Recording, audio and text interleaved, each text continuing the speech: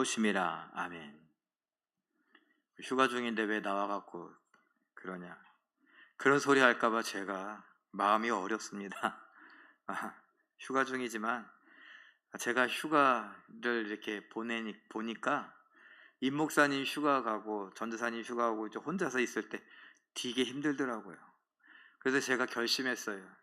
우리 임 목사님 휴가 때 내가 금요일 날 이렇게 설교라도 해야 저 사람이란다, 우리 저 목사님이 지치지 않겠다. 휴가 갔다 왔는데 새 힘 얻어서 오겠습니다 그랬는데 힘내서 왔더니 그냥 일주일 내내 담임 목사 휴가 가갖고 그냥 엘리베이터실 잠겨서 물 푸고 그냥 막 비상벨 울리고 막 갇히고 막 이렇게 난리가 나고 그러니 그 전에 이미 결정하고 우리가 왔는데, 여러분들 뭐 오해하지 마시고, 목사가 교회가 너무 좋아서 여러분들 너무 사랑해서 휴가 중에도 말씀 전하러 왔다 생각하시고 기쁨으로 함께 말씀을 좀 묵상하고 나눌 수 있었으면 좋겠습니다.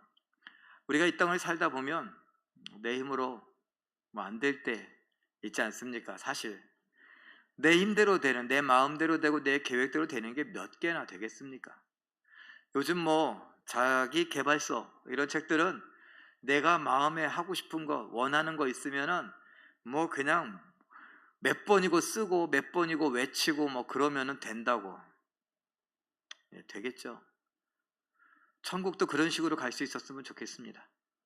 내가 예수님 닮아가는 것도 그런 식으로 닮아갈 수 있었으면 좋겠습니다. 그러면 제가 매일 아침 새벽마다 저는 예수님 닮게 해주세요, 예수님 닮게 해주세요 100번씩이라도 외치고 그걸 기도문 대신 계속 쓰고 그렇게 할 텐데요. 근데 여러 인생을 살아가신 우리 어르신들의 이야기를 보면 내 뜻대로 되는 게 별로 없다, 그런 이야기를 하시곤 합니다. 대표적인 거 제가 몇 개 적어봤습니다. 그림으로 표현해 봤는데, 2001년에 제가 새벽 기도를 갔다 와서 깜짝 놀랐어요. 새벽 기도를 갔다 와서 9월 11일 날 제가 뉴스를 이렇게 딱 켰는데 영화 채널을 잘못 킨 줄 알았어요. 미국의 뉴욕의 쌍둥이 빌딩 비행기로 터지는, 제가 그때 봤을 때 제 기억이 정확한지 모르겠습니다만 하나가 터지고 나서 이제 뉴스를 본 거예요. 그래서 하나가 이게 부서졌다고 막 그러고 있는데 갑자기 하나가 더 조금 있다가 오더라고요. 깜짝 놀랐어요. 사람들은 막을 수 있었다라고 말하지만 이미 그 건물 안에 있었던 수천 명의 사람들은 뭘 할 수 있었을까요? 사실 아무것도 할 수 없었습니다.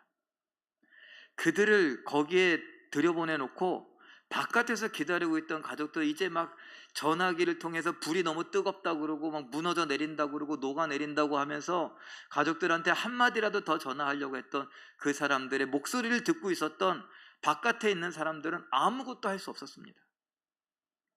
그들을 구하겠다고 소방대원들이 뛰어 올라갔다가 소방대원들도 죽었습니다. 2011년 일본에 쓰나미가 몰려왔죠. 여러분은 보셨을 겁니다. 커다란 배가 방파제를 넘어서 그냥 이렇게 넘어오는 것을요. 정말 대단하더라고요. 사람들 그 물을 막아야죠. 아무것도 못하더라고요. 일본 하면은 세계의 최강국 중에 하나 아닙니까? 우리나라가 일본 막 좀 기분이 나빠갖고 일본을 완전히 무시해서 그렇지 우리나라처럼 일본을 무시하는 나라는 없어요. 일본 사람들은 세계 어디 가도 대접받습니다. 그런데 그 일본도 아무것도 못하더라고요. 그래서 세계가 잘났어요? 아무리 의료 기술이 발달하고 뭐 과학 문명이 발달했다, 코로나19 터졌는데 어떻게 하고 있습니까? 전 세계가 마비되고 그 여파가 지금까지 계속되고 있어요. 뭐 한간에 말하기 좋아하는 사람들은 뭐 대통령이 어떻고 정부가 어떻고, 누가 지금 대통령이 되고 누가 정부가 돼도 지금 이걸 막을 수가 없습니다. 코로나19의 여파예요. 수출이 마음대로 안 되고 수입도 안 되고.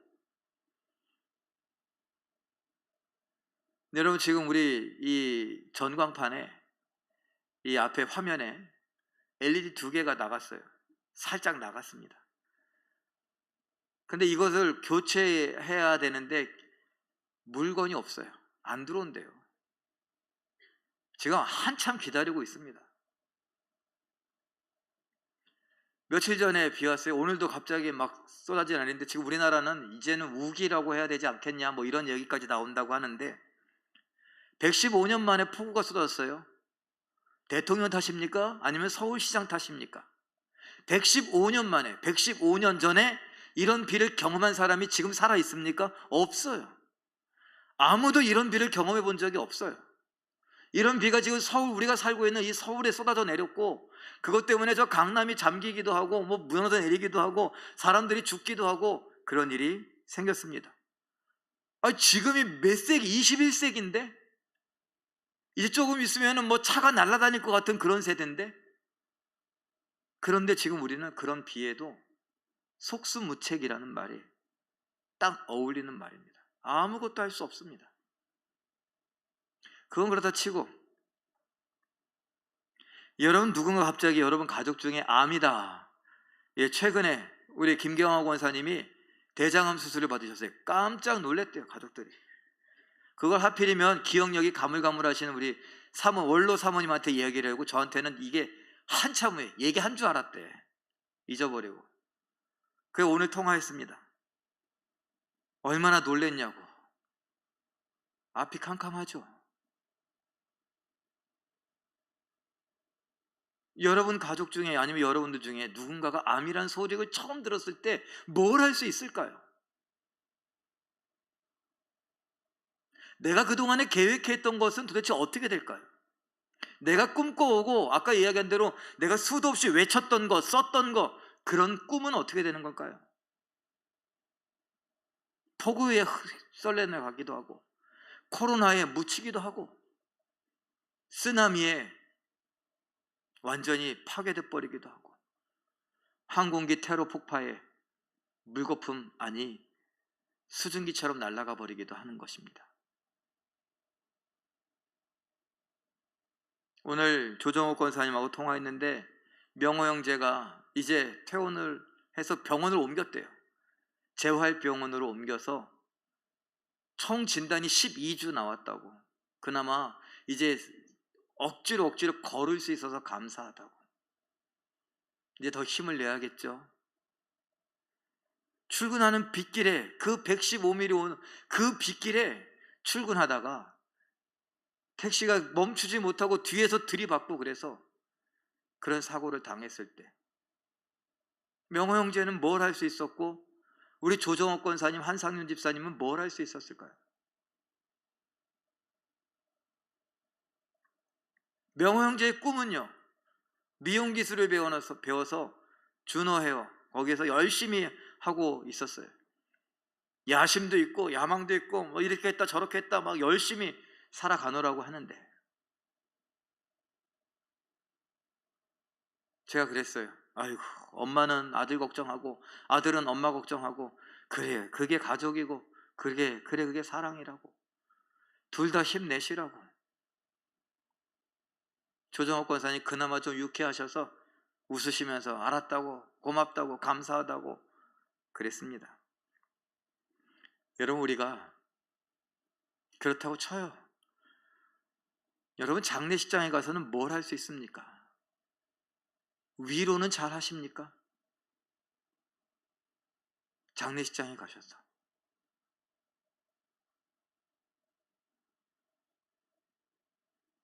가까이, 우리 전도사님이 수요일날 엘리베이터 안에 갇혔었는데 어땠을 것 같습니까? 그 현장에 계셨던 분들은 위로는 충분히 잘 하셨습니까?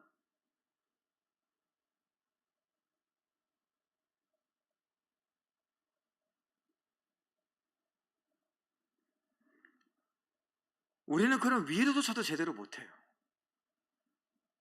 우리가 사랑하지만 사랑을 잘 표현하지 못해요.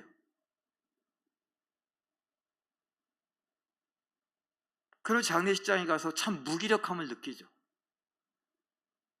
어떤 일이 터지고 나서, 어떤 사건 사고가 있고 나서 우리의 무기력함을 느끼는 것, 그 당연할 것입니다.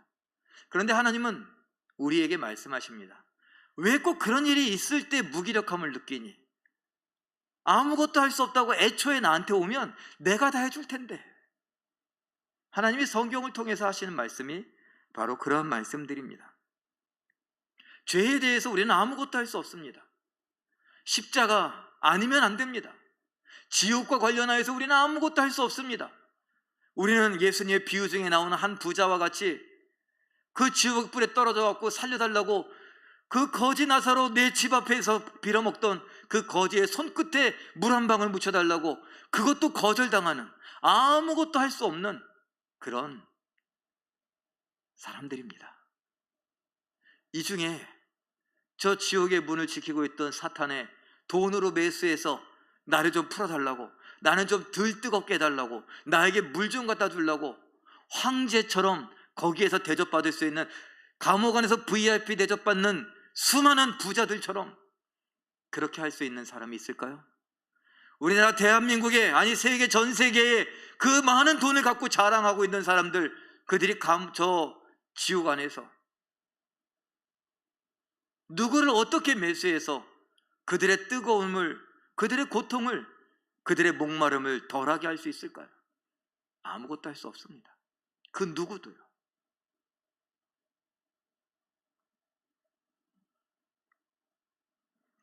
그래서 하나님은 말씀하십니다. 어떤 일이 있기 전에 애초에 평상시에 나에게 맡겨라. 도와달라고 해라. 너의 인생 내가 도와주지 않으면 그런 재난들이 왔을 때 어떻게 할 거냐? 너의 꿈은 어떻게 될 것이고, 네가 쌓아 올렸던 그런 명성은 어떻게 할 것이고, 네가 추구했던 그 성공들은 어떻게 될 것이고, 모아들였던 그런 돈들은 어떻게 되는 것이냐?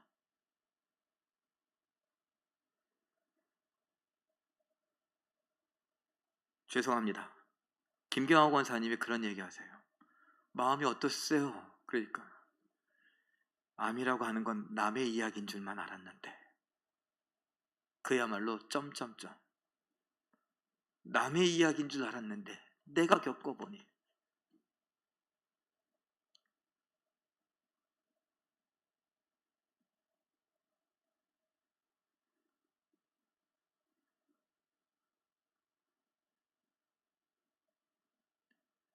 에휴, 9.11 테러, 일본 쓰나미, 코로나19 이런 건 남 이야기죠.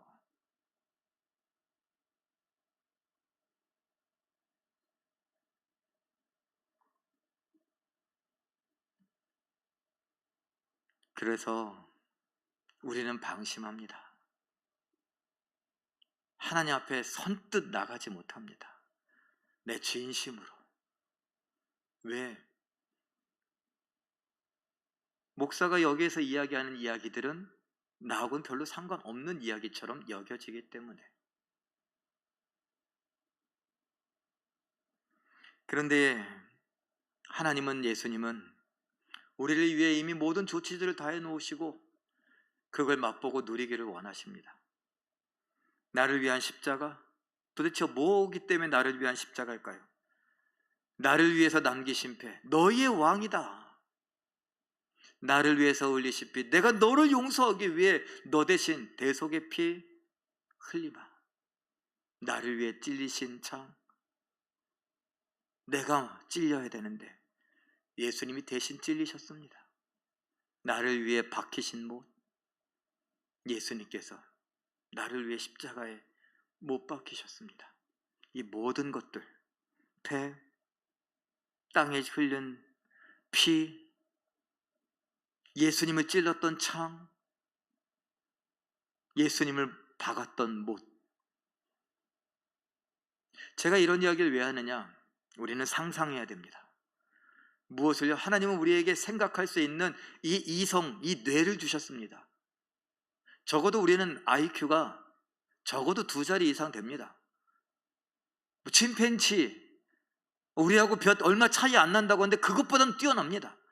우리 중에 지능이 침팬지보다 낮은 사람은 없을 겁니다. 그리고 확연하게 그 모든 다른 동물들과 우리가 차별이 된다는 것은 무엇이냐? 우리가 뭔가 생각을 할 수 있다는 것입니다. 생각하고 상상할 수 있다는 것입니다. 이건 단순히 그냥 잠자다 꿈꾸는 거 아닙니다. 저희 집 개가 꿈을 진짜 많이 꿔요. 자면서 막 달려요. 그냥 자면서 막 끙끙 앓아요. 그리고 뭐가 이렇게 불만이 섞였는지 뭔가 뛰어가 잡아야 되는데 못 잡았는지 막 시끄러워서 못 자겠어요. 그냥 침대 밑에 막 긁어요. 뛰느라고 막 헛발질 하면서. 그런 꿈 말고 그야말로 개꿈이죠.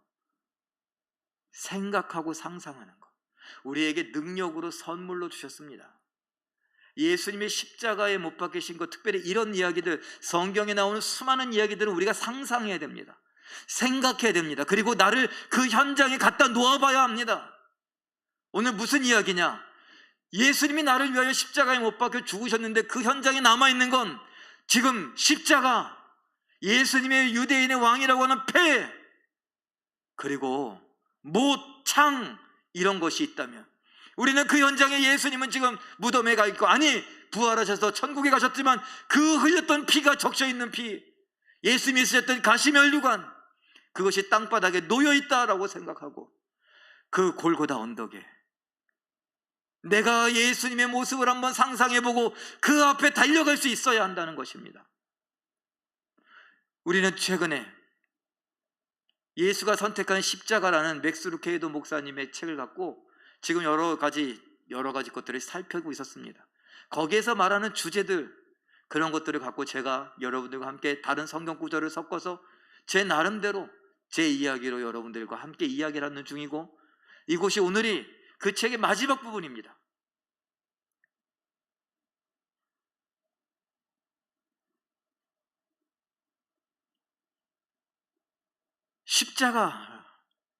십자가는 무엇입니까? 우리의 구원입니다. 그 구원을 선언한 그 십자가를 우리는 성경에 나오는 몇 구절로만 이해하고 그냥 머릿속으로만 알고 있다고 끝나는 것이 아니라, 그 십자가는 지금도 성경에 기록되어져 있고, 성경에 기록되어져 있는 그 십자가는 오늘 우리에게 어떤 의미를 주고 있는가, 우리 한번 생각해 봐야 되지 않겠느냐라는 겁니다. 구원이라면 지옥에서의 사망으로부터의 건져내신 것뿐만 아니라 우리가 당하고 있는 수많은 어려운 문제들, 그것에서도 우리를 건져내시는 구원입니다. 우리가 잘 알고 있는 말씀 있지 않습니까? 자기 아들을 아끼지 아니하시고 내어주신 이가 어찌 모든 것을 다 주시지 않겠느냐? 그거예요. 반대로 바꿔서 제가 응용해서 말하면, 저 지옥에서도 건져주신 예수님께서, 저 지옥에서도 건져주신 하나님께서 우리에게 그까짓 어려움들, 그까짓 문제들, 사건, 사고들, 그 아픔들, 실망스러운 것들, 거기에서 우리를 건져내지 못하시겠느냐라는 겁니다. 그림으로 제가 표현해 봤어요. 내가 내려놓고 십자가 앞에 가져가야 될 것이 무엇이냐? 나쁜 순간들에 대한 기억, 화가 났던 순간들, 불안한 순간들, 그리고 나의 마지막 순간. 예수님께서 손을 내밀고 있어요. 그림을 잘 보세요. 예수님의 손, 뭐가 보이십니까? 뭐가 보이세요? 못자국이요.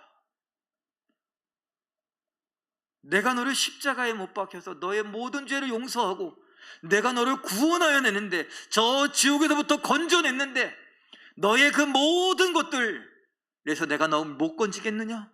내게로 갖고 와라. 내게로 갖고 와라. 내게 내려놓아라.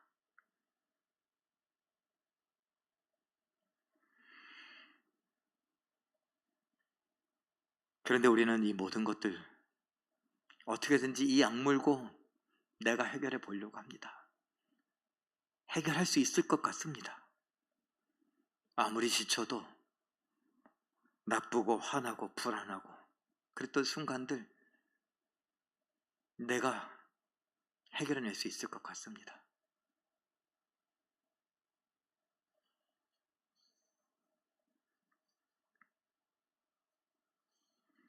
그런데 예수님은 말씀하십니다. 아니, 내가 해줄게. 여러분 같으면 어떠시겠어요?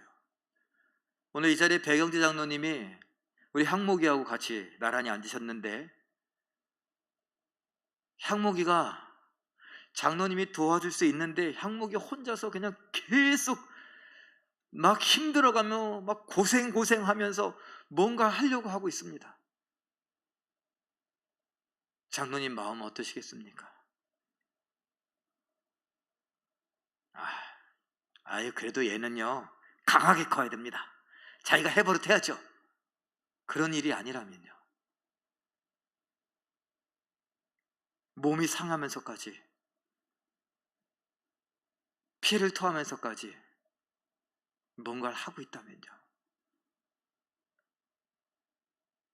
향목아 괜찮아, 아빠가 도와줄게. 그러시지 않겠습니까? 여러분 모두 그러시지 않을까요?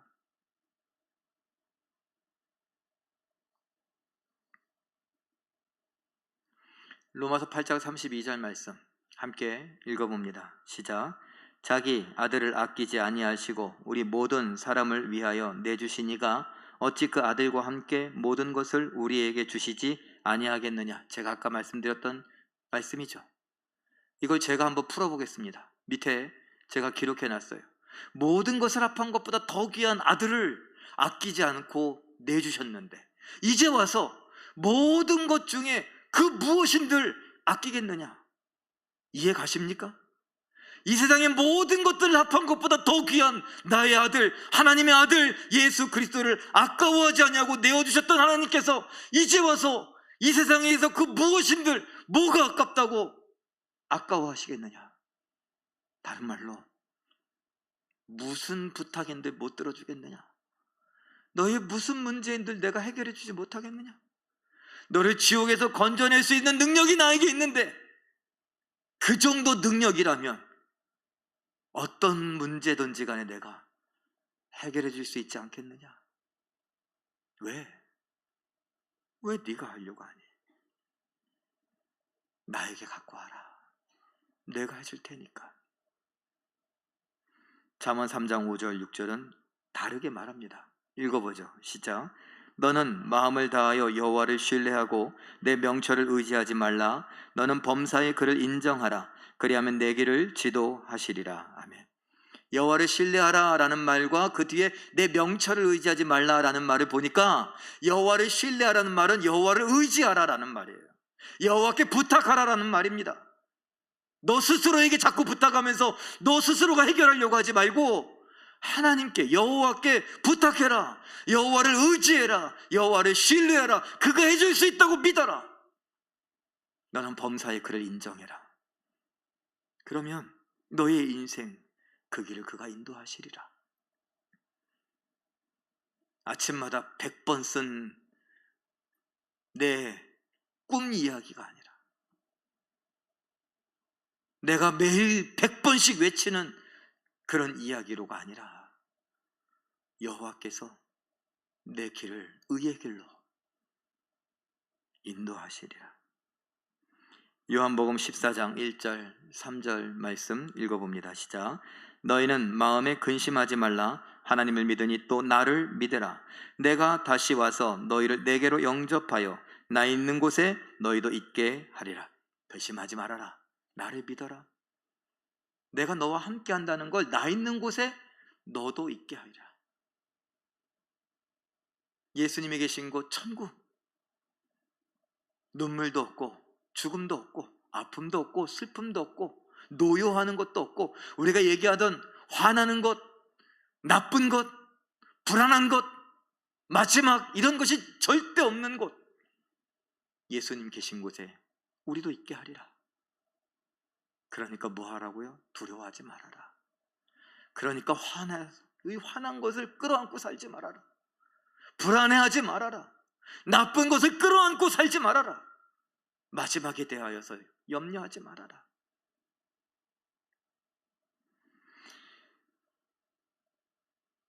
이것이 십자가에 대한 마지막 묵상입니다. 부활하여 승천하신 예수님. 그러나 그 예수님의 골고다 언덕을 상상하며 생각하며 나의 아픔 때, 나쁠 때, 화날 때, 슬플 때, 괴로울 때, 외로울 때, 불안하고 걱정되고 염려되고 답답하고 막막할 때 나를 위해 십자가에 기꺼이 매달려 못 박혀 죽으신 예수님, 그 예수님의 내민 손을 바라보시며 예수님께서 갖고 오라고 하시는 대로 가져다 드릴 수 있는, 우리의 믿음을 그렇게 표현해 볼 수 있는 우리가 되기를 바랍니다.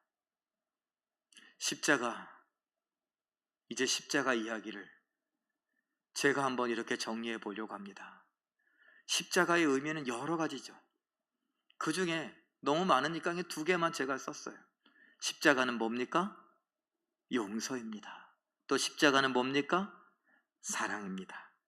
네, 십자가를 묵상하고 상상할 수 있다면 우리도 이 십자가의 의미를 잘 새겨놓고 십자가의 의미를 따라가야 되지 않을까요? 누가복음 10장 36절 현대어 성경은 이렇게 번역합니다. 읽어보죠. 시작. 너는 이 세 사람 중에 누가 강도를 만난 사람에게 이웃이 되었다고 생각하느냐? 그 율법학자가 대답하였다. 자비를 베푼 사람입니다. 예수께서 말씀하셨다. 옳다. 너도 이제 가서 그와 같이 실천하라. 유대인들은요, 내가 누구냐 이게 중요했습니다. 내가 어떤 일을 하냐 이게 중요했습니다. 그걸 너무나 잘 알고 계셨던 예수님께서 비유로 말씀하십니다. 한 사람이 강도를 만났다. 어떻게? 도움이 필요하겠지? 예, 도움이 필요하겠죠. 그는 만신창이가 됐다. 거반 죽어갔다. 그는 공포에 휩싸였고 그는 어쩔 줄 몰라 한다. 그때 마침 제사장이 지나간다. 그런데 제사장이 피해서 가더라. 이유가 있었을 것이다. 그는 피를 만지면 안 되니. 레위인도 지나간다. 우리 흔히 이런 얘기 들어봤죠? 제사를 위해서 지나가는 레위인들. 그런데 사마리아 사람이 지나간다. 사마리아 사람이란 얘기에 유대인들은요, 아유, 인간 취급도 안 했습니다. 그런 그 사람이 지나가다가 자기 말에서 내려서 그 피투성이가 될 사람을 끌어안고 어떻게 된 일이냐고, 그러고서 목을 축이고 응급처치를 하고 자기가 타고 가던 그 말에 그를 태우고 그는 갑니다. 그는 제사에 참여하러 가는 사람이 아닙니다. 그는 무신노자처럼 행동합니다. 이방인처럼 행동합니다. 그러나 그가 지금 가서 이 사람을 살려내고 자기 갈 길을 다 가면서 내가 갔다 와서 필요한 더 들어갔던 돈이 있으면 내가 지불할 테니까 이 사람 좀 살려주십시오. 누가 이 사람의 이웃이겠느냐? 예수님이 말씀하시고자 하는 건 뭘까요? 너도 가서 이웃이 되주라는 겁니까? 아니요. 너도 가서 자비를 베풀어라. 너도 가서 무엇이 중요한지 깨달아라. 사랑을 베풀어라. 도움이 필요한 사람에게 도움을 주어라. 나는 제사를 기뻐하지 않는다. 나는 사랑을 기뻐한다. 위로를 기뻐한다. 용서를 기뻐한다. 누군가를 끌어안아 주는 것, 누군가에게 귀 기울여 주는 것, 누군가에게 손을 내밀어 주는 것을 원한다. 제 얘기가 아닙니다. 요한복음 13장 34절 말씀에 그렇습니다. 읽어볼까요? 시작. 새 계명을 너희에게 주노니 서로 사랑하라. 내가 너희를 사랑한 것 같이 너희도 서로 사랑하라. 십자가는 용서입니까? 십자가는 사랑입니까? 우리도 가서 십자가 앞에 내 것을 다 내려놓는 우리들이 이제 십자가에 대한 묵상을 한번 정리하는 마당에 그 십자가가 나의 십자가니 내 안에 그 용서와 사랑이 있다는 것을 가서 나도 용서하고 나도 사랑함으로 그것을 보여주어야 합니다. 이것이 예수님의 명령입니다. 말씀이 길어졌는데 제가 하나만 더 이야기하죠. 제가 영화 한 편을 봤습니다. 사도세자의 아들 정조의 이야기, 역린이라고 하는 영화인데, 이 영화에 2번 똑같은 대사가 나오더라고요. 중용 23장, 중용은 총 24장까지 있고 공자의 제자가 썼대요. 하여튼 뭐 옛날 조선시대 때 중요하게 여기는 책 중에 하나였는데 그 23장 이야기가 나오더라고요.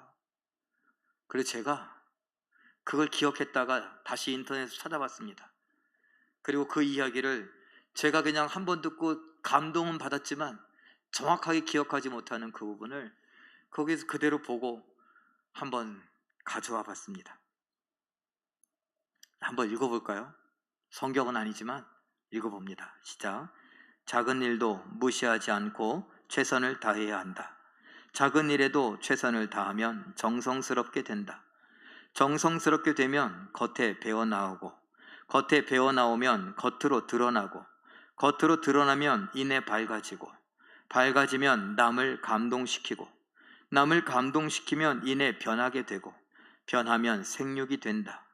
그러니 오직 세상에서 지극히 정성을 다하는 사람만이 나와 세상을 변하게 할 수 있는 것이다. 전 이걸 보면서 성경도 아닌데 뒤에다 아멘 할 뻔했어요. 예수님께서 지극히 작은 자에게 한 것이 나에게 한 것이다. 사랑은, 십자가의 도는 내가 외면할 수도 있고, 내가 무시할 수도 있고, 내가 못 들은 척 할 수도 있고, 그런 작은 자에게 정성을 다해 하는 것에서 시작됩니다.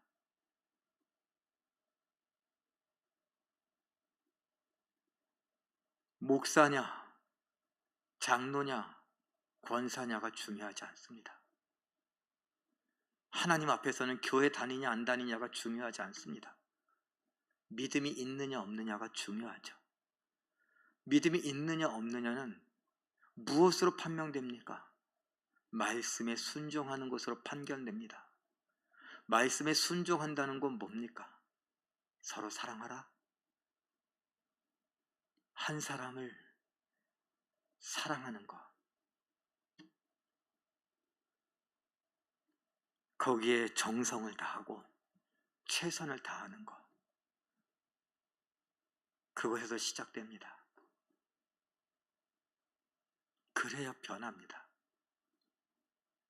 우리가 잘 변하지 않는 것, 어쩌면 말씀에 정성을 다하지 않는 것 아닌가요? 하나님 말씀에 정성을 다하지 않는 것. 613가지 율법 조항을 하나로 서로 사랑해라. 근데 그 하나에 우리의 정성, 우리의 최선을 다하지 않기 때문에 감동도 없고 변화도 없는 거 아닌가요? 성경을 100번 읽으면 뭐하고 1000번 읽으면 뭐합니까? 성경을 따라 외웠던 율법주의자들, 유대인들, 바리새인들, 그들을 향하여 예수님 뭐라고 하십니까? 독사 이 새끼들아. 그냥 욕이에요. 욕 중에서도 쌍욕이에요. 이걸 다 따라 외우고 있는데 왜 독사의 자식입니까? 이걸 지키려고 그렇게 애썼는데 왜 독사의 자식입니까? 그들에게는 하나님의 마음을 아는 마음이 없어요. 지극히 작은 자에게 사랑하지 않았기 때문에. 용서의 십자가, 사랑의 십자가를 믿고 가는 우리들, 지극히 작은 한 사람에게 정성을, 최선을 다해서 그것이 우리의 삶을 뚫고 나와서 다른 사람들에게 감동이 되고 변화가 되어지는 그런 놀라운 은혜를 경험하는 우리 모두가 되시길 예수님의 이름으로 축원합니다. 기도 제목은 오늘 갖고 왔지만